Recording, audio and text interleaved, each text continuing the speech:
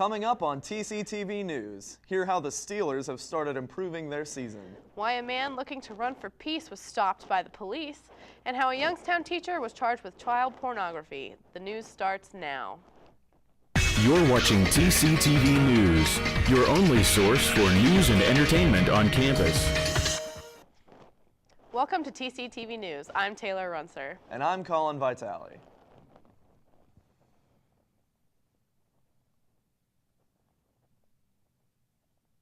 A 19-year-old from a small suburb outside Chicago was arrested for allegedly attempting to leave the country and provide aid to the terrorist group ISIS. Authorities arrested Mohammed Hamza Khan at O'Hare International Airport with plans to travel from Chicago to Istanbul with intentions to research Syria once he landed. Chicago police received a search warrant to the home of the teenager where they found numerous documents supporting ISIS's cause and a letter to his family that reads, "First and foremost, make sure to not tell the authorities." He made his first court appearance Monday and faces a maximum penalty of 15 years in prison. Youngstown Police, FBI agents, the Ohio Bureau of Criminal Investigation, and the Mahoning Valley Violent Crime Task Force arrested 35-year-old Paul Rector at his home Tuesday afternoon. Rector, a former teacher in Youngstown, is facing 113 counts of pandering sexually oriented matter involving a minor after officers traced the files in question back to a computer owned by Rector's wife. Rector told authorities that he was the only one using the computer, and his wife had no idea he was downloading the inappropriate content. Paul Rector could be brought to court as soon as today to answer for his crimes. Over this past weekend, Coast Guard officials in Florida rescued a man trying to run from Florida to Bermuda in a hybrid pod bubble. But as bizarre as this story may be, Reza Baluchi, an ultra-marathoner, was just trying to add to his list of accomplishments that included running across 190 nations to encourage world peace. But when officials first found him last Wednesday, they asked him to stop the journey because he did not have enough supplies to last him the whole trip, but he insisted he would carry on. On Saturday, officials responded to Baluchi's personal locating beacon and rescued him. No injuries were reported. Ebola has made its appearance in the United States. To avoid an Ebola outbreak, the United States should start enhanced screening and quarantines at the borders, Texas Governor Rick Perry said on Monday. "There's only so much the state can do," said Perry, whose state is the first to have a patient diagnosed with the disease inside the United States.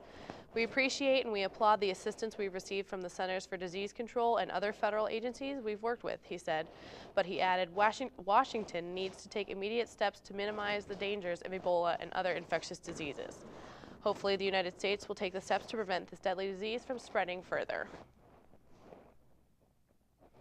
A varsity football player from suburban New York high school died after colliding with an opponent during a game, a school official said.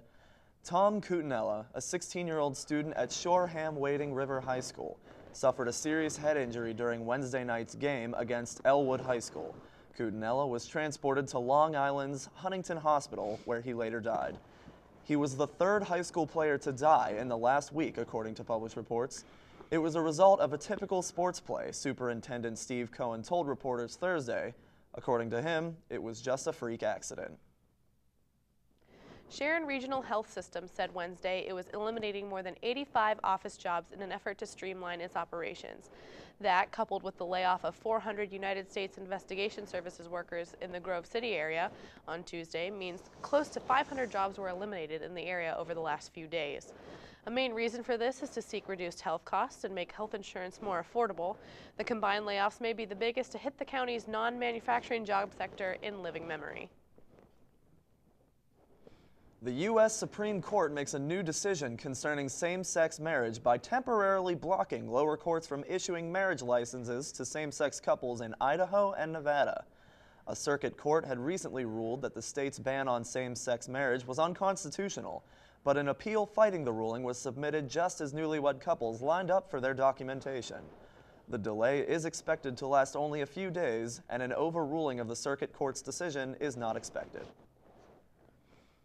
In Causeway Bay, a major shopping area that has been occupied by protesters, groups of young men in face masks were forced away from protesters by police.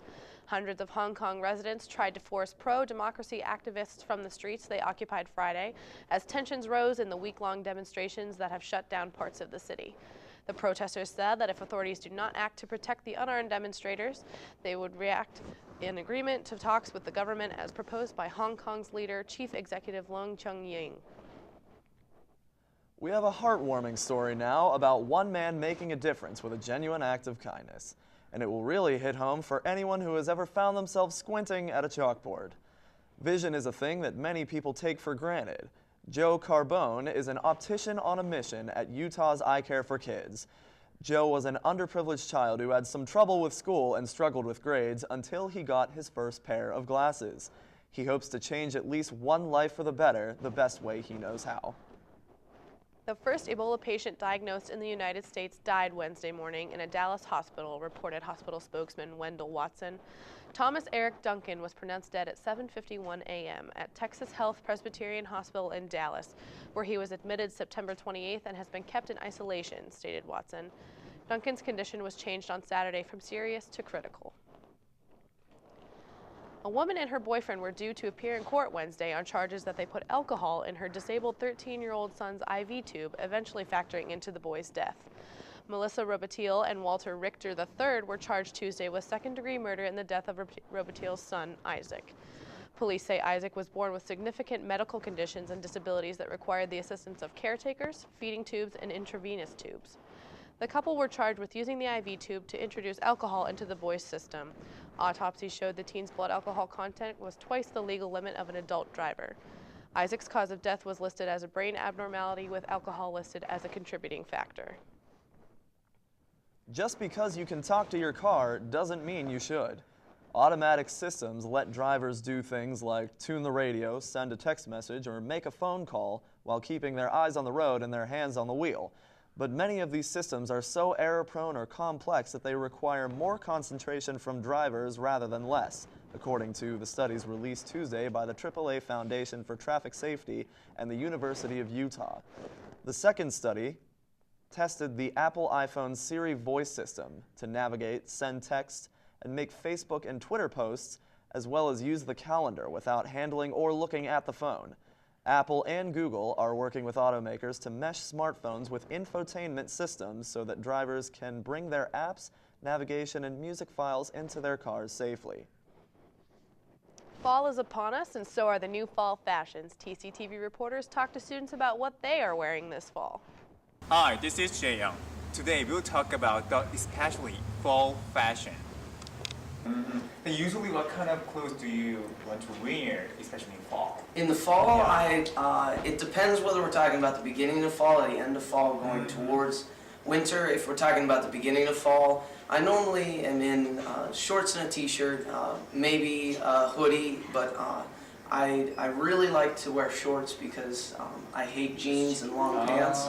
But by the time that the end of fall will come, going into winter, I'll probably switch into more of sweatpants and a sweatshirt kind of thing.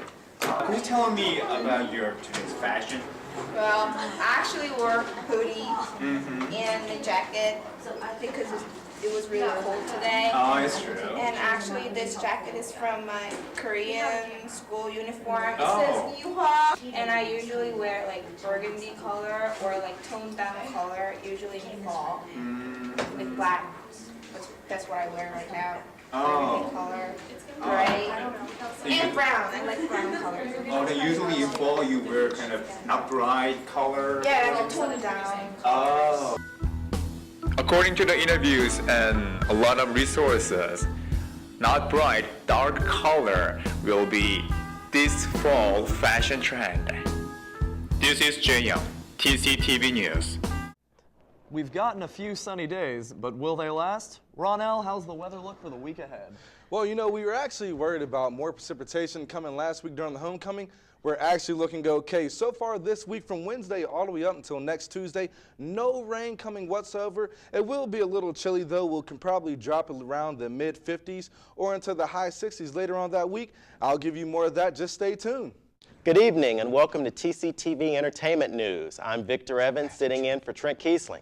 The red carpet was rolled out this past Sunday for the premiere of FS Network's Freak Show, the latest installment of the American Horror Story series. This season premieres this Wednesday and is set in Jupiter, Florida in 1952. This chapter revolves around one of the last touring companies of physically different humans. This year's season includes attractions such as a bearded lady, a two-headed woman, and a woman with no legs. But there's more to Freak Show than physical appearance. The show co-creator states, "I have always felt like a freak, from 2 years of age on." The openingly gay Murphy explains it's really a story of prejudice, a story about people who want to be appreciated and seen for who they are inside and out. The new fall TV season is upon us. There's a new crop of shows on the networks, including ABC's How to Get Away with Murder and CW's Flash. Let's see what Till students are watching. Hello, we're here at Till College, about to head into the HMSC. We're going to interview students about any TV shows or season premiere they're looking forward to this fall season. This is Kylie, and we're asking them what their TV show that's premiering soon. I'm really excited to see The Flash. It's premiering tomorrow. It looks really action-packed, really funny, and I'm super excited to watch it. We're here with Xavier. What's your new TV show that you were looking forward to? I'm looking forward to Gotham that's coming out. And it's pretty much, I like the Batman series, but it's with Commissioner Gordon. So I think it's really interesting. We're here with Lou, and any new show or season premiere you're looking forward to? I'm really looking forward to the season premiere of Walking Dead. I'm really excited to find out what happened to a few of our characters. And why do you like Walking Dead? I like Walking Dead because it has multiple aspects, different character relationships that have developed, and you kind of can see the same situation from multiple sides. I like that about it. We're here with Than, the director of student activity. Is there any new TV show or season premiere you're looking forward to? I'm actually looking forward to watching the first season of *Halt and Catch Fire*, which is on AMC, and it's been compared to, Mad Men. It's also a period piece, and it's about the personal computer revolution. So it had some really great actors in there. Lee Pace is in there. I'm a big fan of the guy, so we'll see how that goes. We just came out of the HMSC, and we just interviewed a couple students on what shows or season premiere, what they're looking forward to. There's a lot of varieties, and it's an exciting season for television this fall. Charlie Sheen is in the news again. He's sued by a dental technician for assault and battery last Friday. Margarita Palestino filed the lawsuit in Los Angeles, claiming that Sheen punched her in the chest during an office visit. She accuses Sheen of attacking her during a dental appointment on September 25th with her damages from the anger management star. While Los Angeles police said that they have an active investigation on the accident, not releasing further details, Sheen's publicist referred that other than Sheen's visits itself, the rest of the woman's story is not true. Keanu Reeves has some unwelcome visitors. The actor has recently obtained a temporary restraining order against a woman who was detained after trespassing at his home last month. 50-year-old Carrie Colin Ross has been told to stay away from Reeves and his Los Angeles home after she was detained on September 15th after swimming in his swimming pool and even showering inside his house. Court filings report that Ross has been placed in a psychiatric facility. Oprah Winfrey, performer and activist Harry Belafonte were both honored at Harvard University on Tuesday at its annual celebration of African American culture. The award has been celebrated since 2000, presenting its annual W.E.B. Du Bois medals to 8 people at the ceremony. As Harvard's highest honor in the field of African and American studies, Winfrey accepted a posthumous award for Maya Angelou, the billionaire television host, producer, and author. Belafonte, also receiving the honor, noted civil rights movement figures like Martin Luther King while delivering his speech. Seventh Heaven actor Stephen Collins, better known as Reverend Camden, is being investigated for child molestation. Collins' soon-to-be ex-wife secretly recorded Collins admitting to molesting an 11-year-old relative of his first wife in New York, and then later multiple other children. Recording someone without their permission is illegal in California if the person is believed to have committed a violent crime. Molesting a child under the age of 14 is covered under this law. One of the victims is a relative to Collins' first wife, reported the abuse that you hear on tape in 2012. At this time, the Manhattan Special Victims Unit is investigating the case. Tragic story for movie fans. Another greatest star has passed away. Jeffrey Holder, a Tony Award-winning director, actor, dancer, and choreographer, is leaving some successful careers in Broadway and films, has died at the age of 84. Holder died Sunday at Mount Sinai, St. Luke's Hospital in New York. It is reported that she had been fighting complications of pneumonia for months. Holder, best known for his directing and designing costumes for The Wizard of Oz in 1975, left many meaningful works like Tarzan, Cyber Chase, and a lot of his followers are sending condolences in remembrance of Holder's great works in plays and theaters. The popular talent search show The Voice will be getting a new face among its coaching lineup. Taylor Swift, the singer-songwriter with plenty of her own hits, will now be advising singers on the show how to do it themselves. The NBC competition show said Friday that the Shake It Off singer will be serving as a mentor on the show, and she'll make her first appearance on October 27th. Swift will advise contestants during 3 shows on their vocal technique, stage presence, and picking the right songs to fit their strengths. We have some great news to report. Actress Blake Lively, known for her role in Gossip Girl and wife of Ryan Reynolds, is expecting their first child. The 27-year-old appears in a photo cradling what appears to be a baby bump. Both Lively and Reynolds have spoken out before about wanting to have a big family since getting married in 2012. Reynolds has stated before that both of them come from big families. More recently, Blake stated in September that she was eager to go. The actress said, "I got to get started. If I could spit out a litter of kids, I would." From the students and staff here at Till College, we want to congratulate Blake and Ryan on their wonderful news. Well, it's been a while since the world has heard from actress Raven-Symoné, but recently the former Cosby Show and Disney star was in an interview on an episode of Where Are They Now with Oprah Winfrey. In the interview, she discussed her sexuality and being African American. She stated that she does not want to be labeled as gay and African American. Symoné confirmed that she is in an amazingly happy relationship, but does not need to be categorizing it for statement.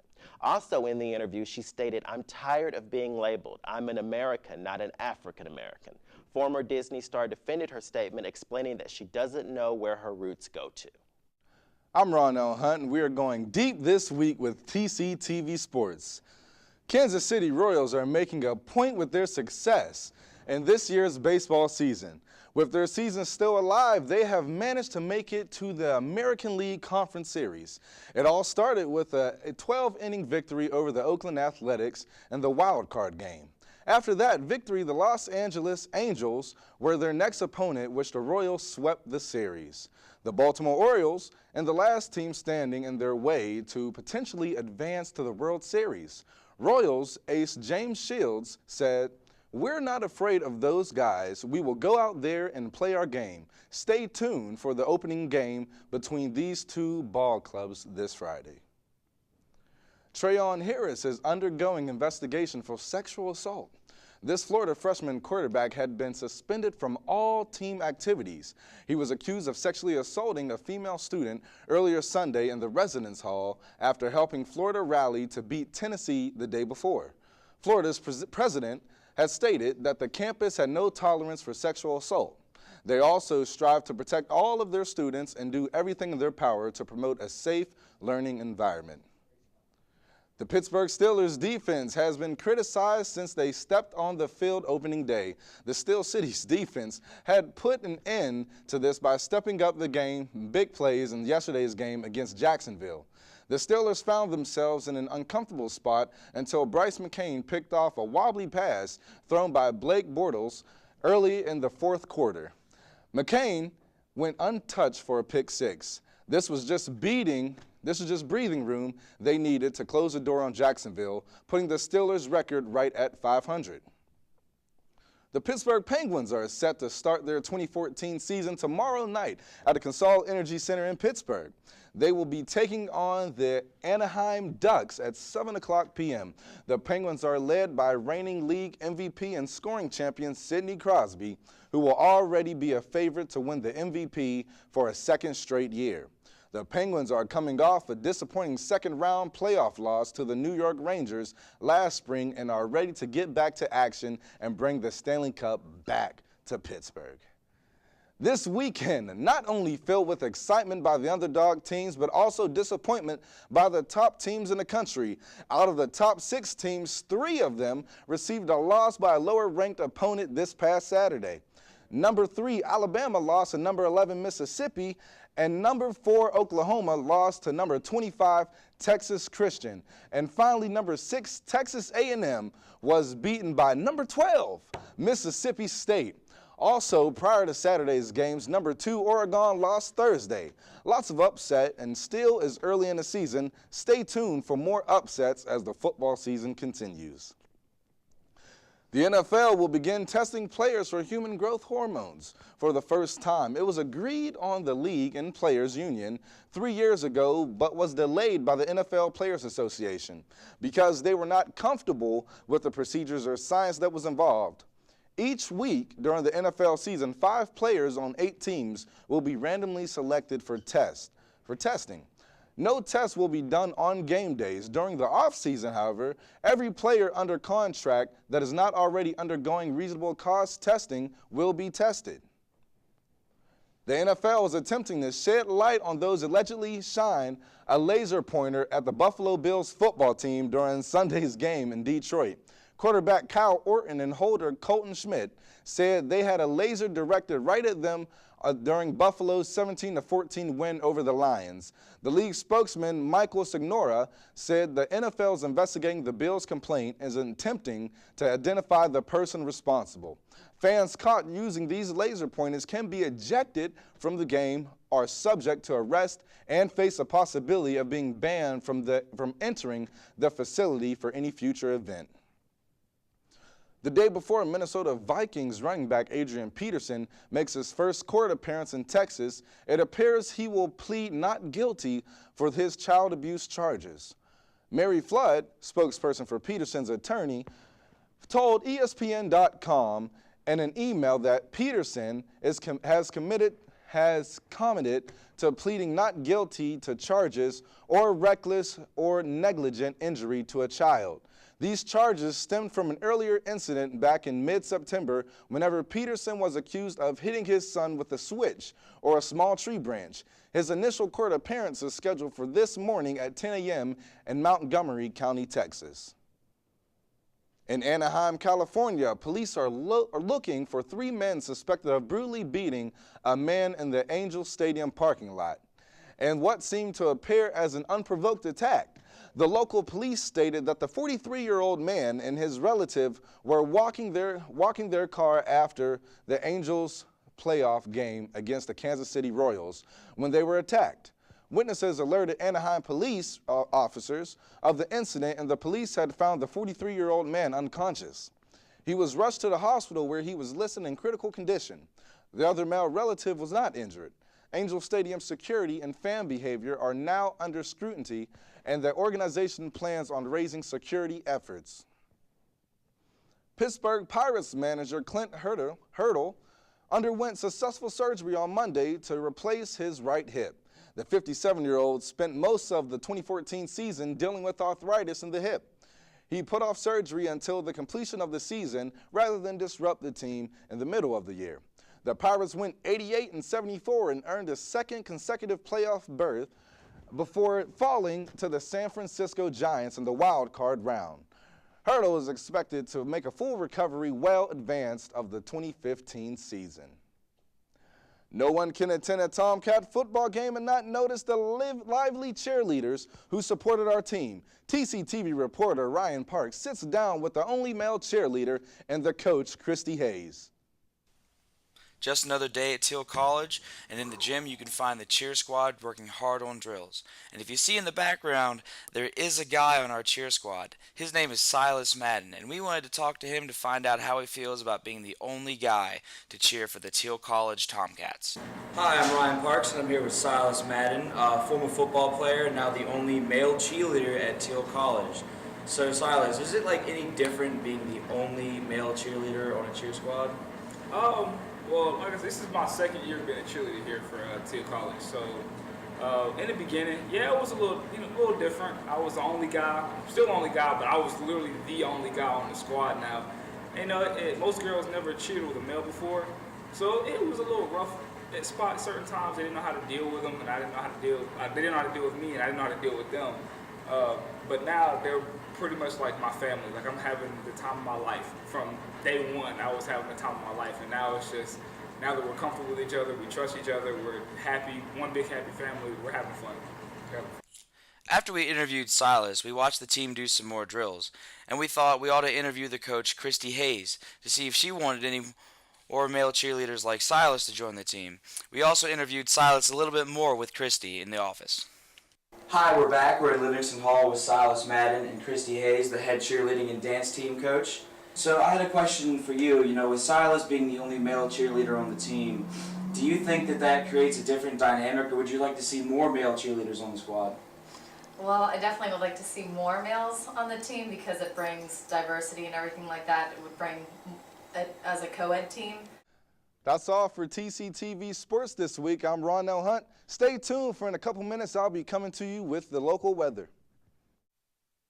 At our weather for today. Now, if we actually see right ahead, right now we're looking roughly about 60 degrees. High, once again, 60 degrees, so we're sitting pretty level right there. Our lows at 48 with wind coming from the western region around 18 miles per hour and humidity at 47%. Now on to our nationals for today. All right, we actually take a look. We look a little bit in that western region right there. We're looking at roughly 59. Vegas, 77. We're looking pretty good right there. 74, Miami. You guys are sitting pretty. 87 degrees right there. Usually around that area, we're ranging probably about the lowest 57, 87 degrees if you're down there in Miami. So enjoy that weather for right now. They take so long. All right, over to our radar for today. We see a little bit coming from that western region, sweeping right on through our eastern region. We do have some chance of precipitation. We actually look at that. A couple areas, you're going to be hitting around 2 to 3 inches. A couple other areas, you will be hitting a little bit below. Make sure you have your umbrella, rain boots, anything that you need to stay dry, bring it with you. Over to see what's right outside of our window, our hometown area, roughly around that whole western region. You're going to be averaging around the high 50s, mid 60s. We're particularly come around our areas. We're somewhat around that Youngstown area. We're looking to range about that high that we talked about today, 60 degrees, still looking good for right outside our window, but make sure that you do have your umbrella, anything that you need, just in case we get a little bit of both ways. All right, over to our 7-day forecast. Wednesday and Thursday, we're looking 58 degrees as a high, the lowest 41 degrees. Friday and Saturday moving right on in. We might get a little bit of coolness coming in. We're going to drop 2 degrees on Saturday. Thank God it's Sunday. Clear, completely clear, 60 degrees. We're going right on into next week, Monday and Tuesday. Monday we're looking clear. It might be windy on Tuesday, so make sure you have a hoodie or anything like that. We're going to end on a high of 69 degrees. That is all that we have for our weather today. Back to you guys at the desk. Thanks, Ronell. And finally, a heartwarming story out of Utah, where 5-year-old J.P. Gibson, who was diagnosed with acute lymphoblastic leukemia, was signed to a one-day contract by the Utah Jazz Monday night. JP is part of the Anything Can Be project, which creates storybooks for children with cancer about their dreams and wishes, and JP's wish came true Monday night when he was a part of the Jazz's inter-squad scrimmage. JP got some valuable minutes on the floor, even finishing at the rim with a 2-hand slam dunk. That's all for TCTV News. Thanks for joining us. I'm Taylor Runser. And I'm Colin Vitale. Have a good one, Tomcats. You've been watching TCTV News, your only source for news and entertainment on campus.